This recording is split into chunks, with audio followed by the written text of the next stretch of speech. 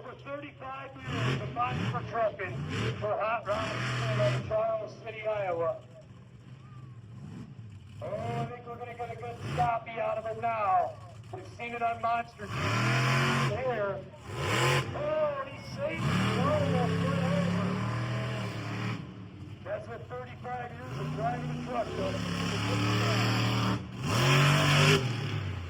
The redneck rampage running it now.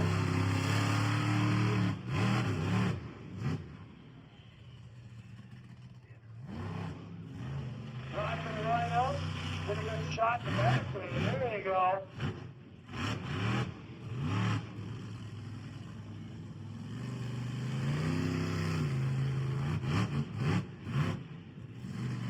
Put a couple of shocks laying over, nothing to worry about.